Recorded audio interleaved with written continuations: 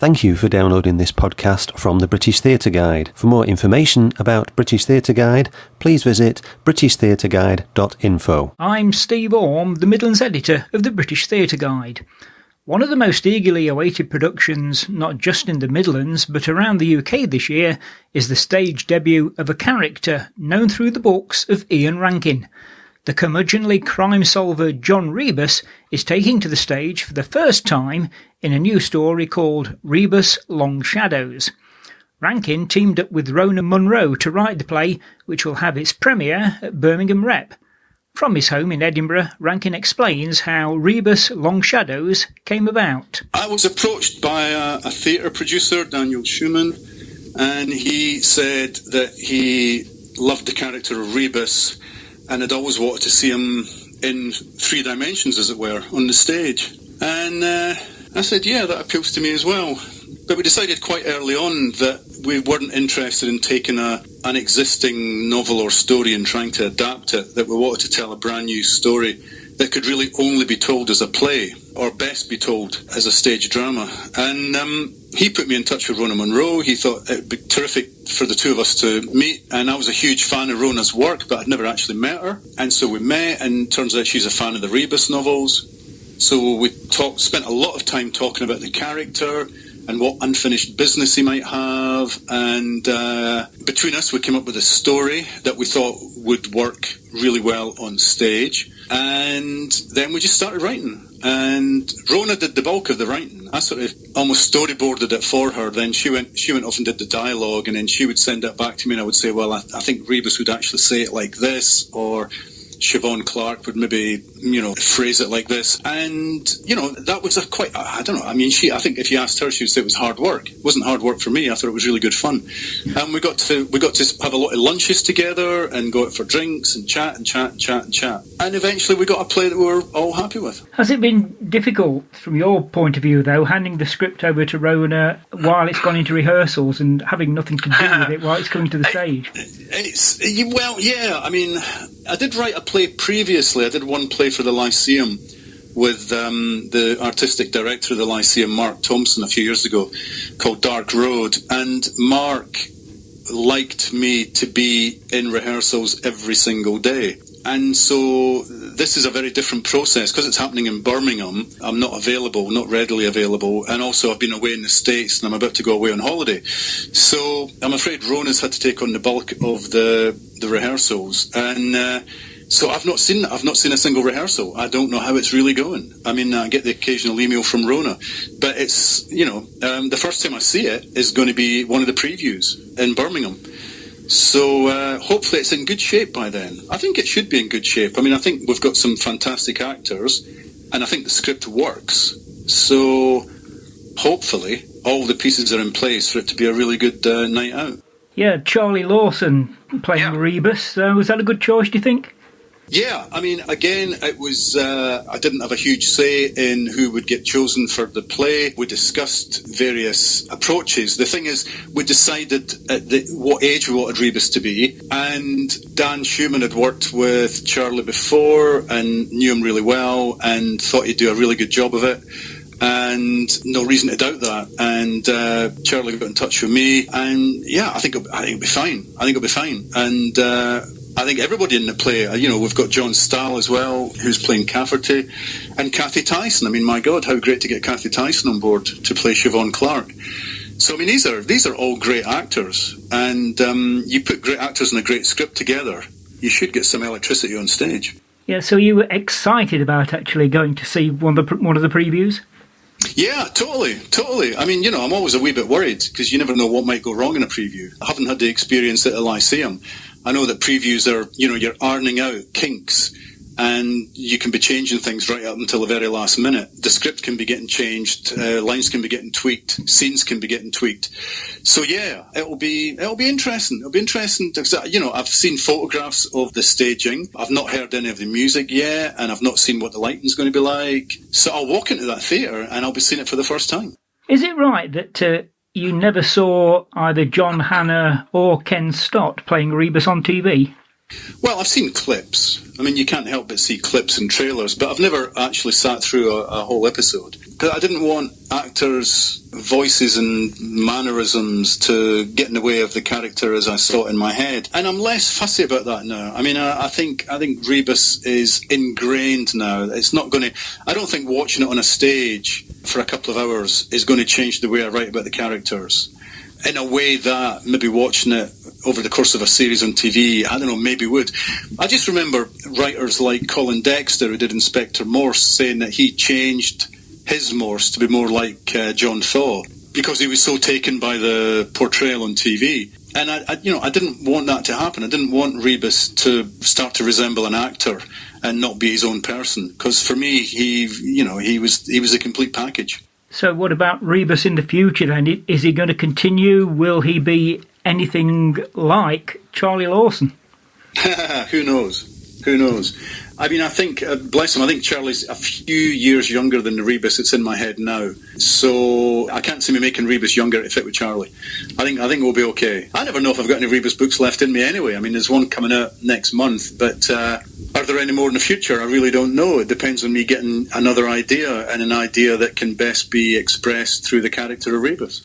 But if Long Shadows is a success, do you think there'll be another stage play? Again, I've no idea. I mean, the process has not been painful thus far. I don't know whether Rona would be interested in doing it again. She's probably wanting to go off and do different things. I know she's got a lot of pressures on her time. So I really don't know. I don't know. Because it's an original story and not lifted from a short story or a novel, it was quite a lengthy process. It is quite a lengthy process. So whether we could do it that way again, I don't know. We'll see. Depends. I mean, it's got to be a hit first, right? So Rebus is being played by Charlie Lawson, who's known for being Jim McDonald in Coronation Street. Over at Birmingham Rep, he says he got the part in an unusual way. Actually, my agent phoned me and said it was one of those nice times, John, where they phoned up and just said, this is an offer. So you immediately prick your ears up, and even more so when it was actually, and they said, well, it's to play Rebus and you play Long Shadows at Birmingham Rep, which has been on my wish list for a long time.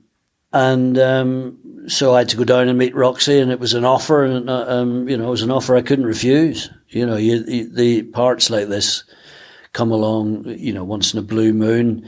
And also, as an actor, I think John will probably agree, sometimes we do stuff that we can do stand on our heads, but it's very good to scare the crap out of yourself now and again and really challenge yourself. Otherwise, we're in danger of just doing things that are just water off a duck's back, really. So, no, it was an offer, and that's how I got it, really. Pleased to have been able to say yes. So in what way does it challenge you? Well, primarily the basic is that it's enormous. It's 109 pages and 108 of them are me. I've done a lot of TV, as people know, and, you learn that in the dressing room or when you're having a slash. It's that easy because scenes are only, so especially in Coronation Street, scenes are only sort of 3 or 4 pages long, so you can learn it on the hoof in between scenes, which is a sort of a discipline in itself, I suppose. But so it's really the challenge for me is the length and the size of the piece. People will know Rebus from John Hannah and Ken Stott on the TV. So yeah. Did you look at those, or have you ever seen those? No, I mean, I've seen bits. I'm not really a telly watcher, but I was aware of Ken because, he's a great actor and I like his stuff. But I'd never really watched Rebus. I knew what it was, but I'd never watched it, no, and I hadn't seen John. In fact, I'd seen John in a couple of things on the TV, but not as Rebus. So is this the hardest thing you've done for a while? Yeah, it would be the most challenging role I've taken on in 38 years, and that's primarily, I mean, once we're up and running and we start rehearsing, we haven't been doing this for the length that we have. We're good at it. I know I'm a frigging good actor, and we do. That's why we do it, and that's why we work. So once we start sailing, so to speak, once we start rehearsals, once we start running the play, it will be immensely enjoyable.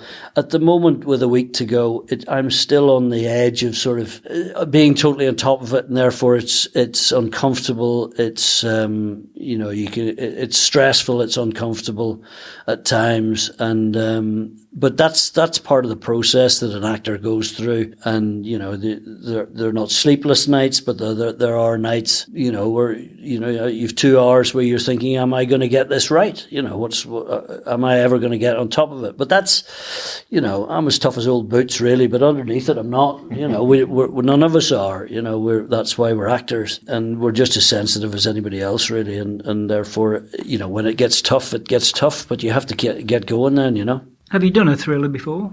Nope, never done a thriller. Didn't really. I said to Kelly, my agent, I said, I didn't know. Do people do these things now? I mean, I'm aware of sort of Women in Blacks at the West End and stuff like that. They've been there for about 150 years. But something like taking a TV series and devising a play out of it, I wasn't aware of those things happen. And I don't suppose they happen that very often, do they? Yeah. And what has Ian Rankin's involvement been so far? Well, apart from writing it along with Rona, we haven't really seen Ian, but I'm sure he'll put an appearance in. Well, he better do, because he want to buy him a beer. What about Rona Munro, who's written it with him? She's delightful. Her stuff is great, and apart from that, she's a really nice wee woman. So you're from Northern Ireland, so what's it like playing a Scot? Don't ask me that. We're actors. You'd be amazed how many people ask that, and I suppose it is different nowadays. Kids go to drama school and they just want to be famous. They're not really interested about. John and I, I'm sure, I had 3 years at drama school. You learn things, but if you're born with an ear, you're born with an ear. So it's well, what do you think? How's it going? Well, I mean, I am from Scotland. I think the accent is great. I mean, and I never ever thought it would be an issue. As I say, we are of a generation where, you take on whatever you took on when you were doing Rep. If we started off, I mean, I'm older, so I remember more of that than Charlie does. But I mean, you were playing all those parts in a week. You were playing Greeks, Americans, Chinese sometimes in certain plays. And the accents became part and parcel of the fun of it, and it sticks with you. And I lived in Scotland for a few 10, 12 years, so it's not completely alien. And as I say, mind you, there are some actors I know who can't do it. You can either sing or you can't. If you're tone deaf, you can't learn to sing. It just doesn't happen, And there are some actors I know who could just turn into any character from any part of Britain or anywhere else in the world. And there are some who can't. I was born with a good ear, and it's never been I spent 25 fucking years doing that. You know what I mean? All the time, because you had to. When we started out, Northern Irishman isn't going to get a fucking job, excuse my French, but that's the truth, It was very good to me to start with in the late 70s, early 80s, because of all the stuff that was going on back home, and people were starting to write about it, TV dramas and stuff. But apart from that, if you went into an interview for something else, you had to bullshit and do all that stuff. And for 20 years odds, I come from acne, you know what I mean? So you have an ear. So that's a lengthy answer to your question. The tour's going all over the country. Are there any theatres in particular that you're looking forward to playing? Well, I'm looking forward to Malvern because I've never been there and it's a nice part of the world. But, we go to Edinburgh, which will be great. That'll be me and the Lion's Den. But Edinburgh, Manchester, Northampton, Nottingham, Aberdeen, they're all good venues and nice big theatres. So it's what we do. It doesn't matter where we go. You turn up and you get on, you do it. And you obviously enjoy touring then? No, I don't actually. I mean, I swore I did one about 5 or 6 years ago, and I swore I'd never do it again. But then, when they come up with the money, and it's a good part, you get down and knuckle down and do it. Personally, I don't like being away from home anymore. This one is slightly different. Normally what happens to me on tour is that I stay up all night and the old culture. John has been a good boy for 15 years or whatever, but I still like a drink, but with this I can't. It's as simple as that. There is no way that I can go out at night and spank it all night, because I wouldn't be fit to play the part the next day. So I'm quite happy for 2 months to go to my place where I'm staying, and I'll probably have a bottle of wine. I'll have a pint afterwards, a bottle of wine, and that'll be me. Whereas before, you come back after 6 months and you're not fit to do anything because you're absolutely bollocks. Yeah. So I swore I wouldn't do it again, but I'm doing it because I have to be responsible, and that's fine. So, but I'd rather be with my girl. to be honest with you. But there you go. A lot of people know you for playing Jim McDonald in Coronation Street. Mm-hmm. There are some people who say you should never go back, but you've just been back into the street. So how did that come about? Well, I left permanently in 2001 after 11 years, and I've been back. This is the 6th time I've been back. They write very well for me. This story, you'll either like it or you won't. It's as simple as that. But what happened was that Roxy approached me about this Rebus Long Shadows in March, and I said and I said yes. Granada TV, in their wisdom, assume that you'll drop everything for them, and so they phoned up and said in May, right, we want you to come back full time, year-to-year contract. And I said, oh well, that's very nice. And he said, okay, so when can you start? And I said, well, I can't. So they got terribly miffed about that. And said, oh, we're going to have to do rewrites. And I said, well, that's your problem. It's not my problem. So I would have been back on a permanent basis. But so then they said, well, we'll have to cut this story down. You'll film June, July, August, and then start, and then we'll maybe bring you back we will bring you back next year. Since then, Kate has left and Ian has taken over. So that's really up to him. But I've had a very good meeting with him last month, and I know he's quite keen that the character should return next year. So we shall see, So is there anything else lined up for you after the end of this tour? Yeah, I'm doing series 2 of Are We There Yet for PBS America. They want to do, I'll not bore you with all that kind of stuff, but it's a sort of a mad travel program, which myself and Danny Cole did. They want to do that. I'm not sure when. I have a really good documentary for the History Channel and Sky. I think the production company, Dundara, want to make it for them, which is about the Battle of Monte Cassino and my Uncle Gordy's role in that. So that'll be something interesting to do. Next year, if the street comes up, that comes up. If it doesn't, who knows what might happen with this production. We might go out again, we might not.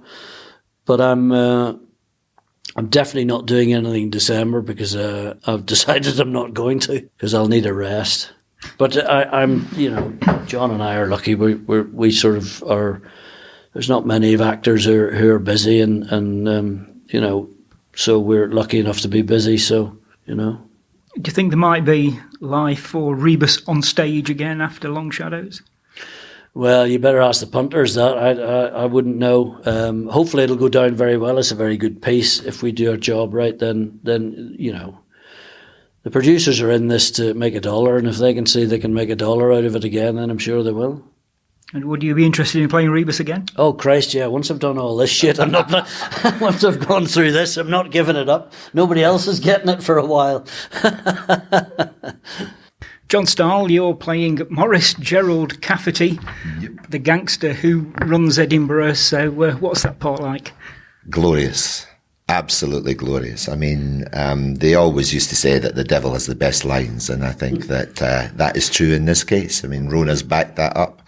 Ian's creation is fantastic. I mean, it has all the elements of a pantomime villain, all the enjoyment and the fun that you can have with a pantomime villain, but at heart is an evil man. And to get the chance to play that range within one person is just a glorious opportunity that could not be missed. Well, they always say the baddie gets the best lines, don't they? Definitely. And it's true in this. And Rona Munro, who's done the script from Ian's story, has given me some great lines. So I can't wait to get out in front of an audience. Are you a fan of Ian Rankin's work? Absolutely. I've read them all.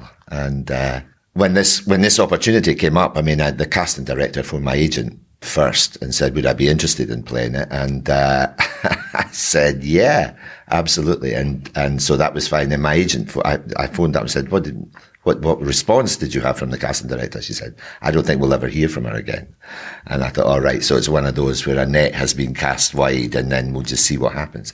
And then lo and behold, Roxana phoned up my agent and it was an offer. And I was a really happy person when that happened. It was just, I thought, God, to get the chance to play Cafferty after living with Cafferty all these years since the 80s through the books. And it was just a glorious chance. So what will you bring to the character? Oh, it's difficult sometimes because I know the books. We were talking to Charlie about had he read them. And I mean, Robin, the director, he hasn't read them either. And I think that that's a great thing because we cannot assume that the audience will have any knowledge of the piece from that. Some of them will. I mean, I'd imagine when we go to Edinburgh, quite a lot of them will. But we have to say, whoa, whatever's in the books is in the books. What's in the script that we're working with is what is important. And that's what we've got to feed to the audience. So actually part of the challenge for me is to forget the stuff. You know, there are gestures and things that sit with you, you know, putting his hands behind his head and leaning back and stuff like that are in the books. And they're very distinctive gestures of Cafferty's, which I've managed to include, you know, but that doesn't, I mean, you don't have to need to have read the books to register that. It's just part of, it's part of the truth that Rona has been able to convey from Ian's stories, you know, and that is what is important, you know. And so what I can bring to it is my talent. I think that's I mean, I've done 17 pantos in 20 years. And so I've played a lot of villains in panto. And you can bring things to the way that you play with an audience. You know, pantomime is not just, pantomime can be a very subtle thing as well. And it can infuse, you know, a lot of your work. And so that I can bring to it because I have enjoyed it.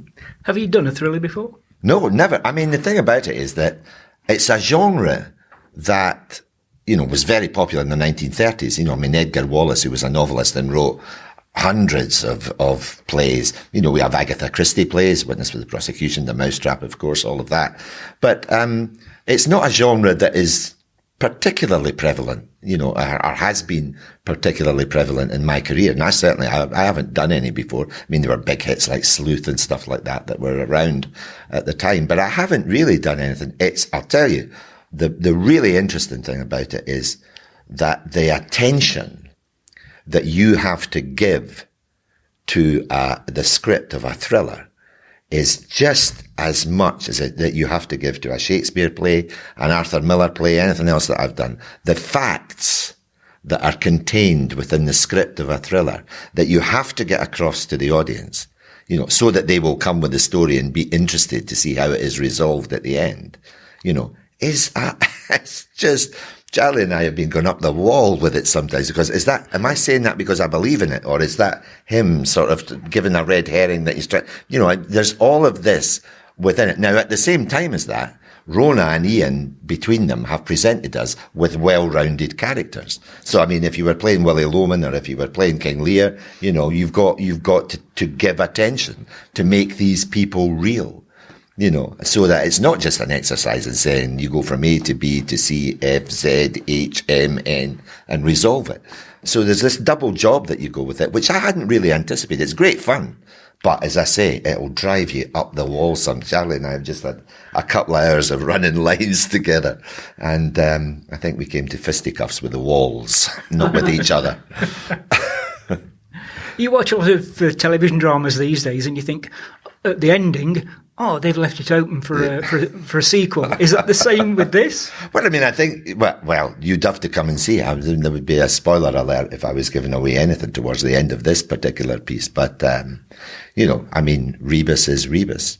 Does he die at the end of this? I don't know. Buy a ticket, come along and see. It might be a great ending. Who knows? Thrillers are thrillers. Never give away the ending, I say. But yeah, as you say, equally, there is that thing where you leave it open-ended. What I will say is that, you know, Cafferty and Rebus have the relationship that Holmes and Watson have, that Holmes and Moriarty have, you know, arch enemies who are close to each other. The reason that they are challenges for each other is that in personality, you could almost swap them. Apart from their moral compass. One has a moral compass and one doesn't, you know, but in the course of this play, their relationship develops, you know, it moves forward and leaves them in a different place at the end of the play than where it was at the beginning of the play, than even where it was at the end of Ian's last book that he wrote. There's another book coming out, so who knows where it will go there. So after this tour, what's next for you? What's next for me? Well, I live in the Outer Hebrides, and I have a couple of ideas for stories that I've written. We don't get a lot of drama that comes up. Theatre companies, because of the expense of coming across in the ferries, to there, and we don't have any theatre, so taking them round village halls and stuff like that. I would like to see if I could put a piece together. I've got 2 one-man shows that I'm looking at the moment, one of which is way down the line, one of which is just an idea in my head. And I would like at the end of this to take time to go home and see if I can do that. When I was in Norway with a play, they had a ship in the harbour that had turned into a hotel. This ship belonged to the National Theatre of Norway, and it had a theatre in it, and in the winter, it used to take itself up the fjords of Norway because they couldn't get to Oslo to see the play. Same actors that you would have seen at the National Theatre in Oslo. And the ship moored in the harbour, and the people of the town came to that. I'd love to try and get something like that off the ground. I doubt I will get it because I'm sure the insurance would preclude it. Forget about buying a boat. But take something round the Western Isles of Scotland and up to Shetland and Orkney, and take it round the coasts and have people come on it as part of a big theatrical experience. Would be a really, really enjoyable way of sort of doing it. But I mean, that's like a pipe dream. But you never know. Sometimes the pipe dreams come true. And looking further ahead, would you be up for playing Cafferty again? Oh, absolutely. I would never get tired of playing Cafferty, to be honest with you. I mean, he's such a multi-layered, as is Rebus, as is, Cathy's playing Siobhan Clarke in this. It's another multi-layered character that's been in the majority of the novels. They're all deep characters. Sometimes thrillers get a bad press for being superficial because it's all about the crossword element of how does this work out and can you work it out. Robin, who's directing this play, has given us the best piece of direction that you could ever get from a director who's doing a thriller. Is the audience have to be with you all of the way. They've got to be exactly where you are, but you have still to be that one step ahead of them. You mustn't let them catch up. In the sense of you have them coming with you and pull them so that they think they are where they think they are. Like reading a thriller, but they're actually not. You are one ahead. And if they get ahead of you, then you need to see how you can redress that balance. And it's just keeping the audience moving along at the pace that you want them to. And that's a great technical exercise. And it's an exercise for the writer as well as us as actors, and him as the director. And it's a real challenge and it's great. And we won't know. We're in the starting the 4th week of rehearsal. We've got a tech week next week. And then the week after that, we put it up in front of them. And I can't wait for that minute. Rebus Long Shadows runs at Birmingham Rep from the 20th of September until the 6th of October. It then tours to Edinburgh, Malvern, Nottingham, Manchester, Northampton, Aberdeen and Guildford until the 24th of November. You've been listening to a podcast from British Theatre Guide. For more information, please visit britishtheatreguide.info.